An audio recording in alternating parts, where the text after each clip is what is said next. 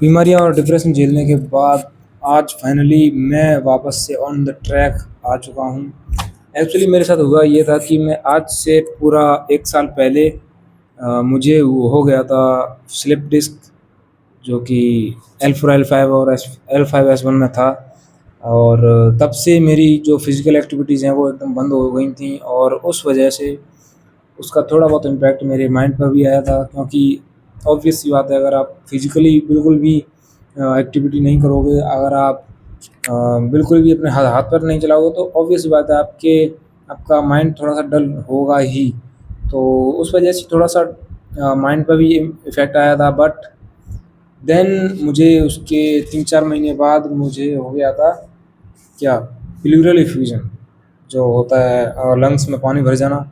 और उससे मेरे माइंड पे बहुत ज़्यादा इम्पैक्ट पड़ा था, क्योंकि मुझे नहीं पता क्यों, बट मैं घर में 24 घंटे घर में रहने वाला आदमी हूँ ही नहीं शुरू से।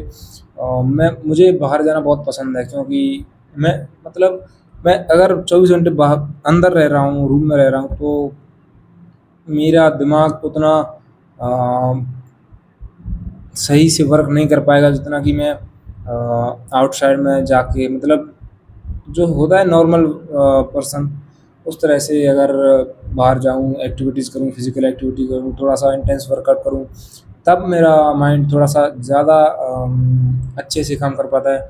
सो ये सब हुआ, तो मेरा जो है परफ़ॉर्मेंस बहुत डाउन हुई, और पढ़ाई से एकदम बहुत दूरी बन गई मेरी।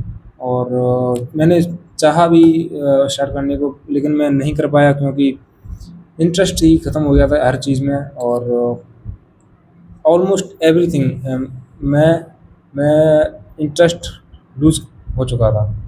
सो अभी अभी 2026 के 2 महीने फाइनली बीत चुके हैं, एंड अब जाके कहीं होश आया है। और कहते हैं जब जागो तब सवेरा, मैंने फिर से अपनी किताबें उठा ली हैं। और लग रहा है कि नहीं हो पाएगा। अप्रैल में एग्ज़ाम है मेरा एक, जो मेन एग्ज़ाम है जिसकी मैं तैयारी करना करना चाहता हूँ। और बट क्या ही कर सकते हैं मैं बस ट्राई कर सकता हूँ। इससे पिछली बार मेरा बस कुछ 10-20 मार्क्स से मेरा रिटर्न जो है रह गया था। But I will try my best this time. मेरे पास 30 से 35 दिन, लगभग 30 ही मान लो, इतने दिन बचे हुए हैं, और इन दिनों में मैं अपना बेस्ट ट्राई करूँगा। सो that's it guys.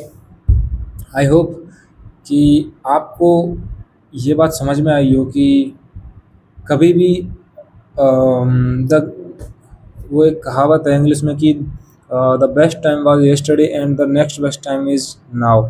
So that's it, that's what I am following. And इसी के बेसिस पे कल से मैं स्टार्ट कर चुका हूँ अपनी preparation for the exam. And I hope I will cover my the जो भी बैकलॉग है।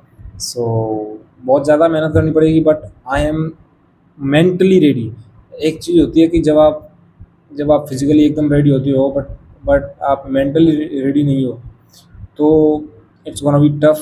But when you are ready from here, then it's gonna be very easy for you to handle every situation. So that's it, the importance, the mind matters. The mind matters for every situation. So because if you are ready from here, then it's okay, it's like halwa for you. So that's it guys. मिल देखते हैं क्या होता है, क्या मैं कर पाता हूँ या नहीं। वैसे तो सिचुएशंस कह रही हैं कि नहीं कर पाएगा, लेकिन कहीं ना कहीं किसी एक कोने में एक एक चिंगारी सी है कि करते हैं ना यार। मतलब पिछली बार 10-20 से रह गया था, तो हो सकता है 30 दिनों में कुछ इतना कर लूँ मैं कि वैसे तो अब 1 साल से छोड़िए पढ़ाई, तो बहुत सारा जो है डाउनवर्ड चले जाते हैं, भूल जाते हैं चीज़ों को। बट देखते हैं, आई ट्राई तो करना बनता है ना यार। ओके गाइस, तो मिलते हैं अगले वीडियो में, तब तक के लिए जय हिंद जय भारत।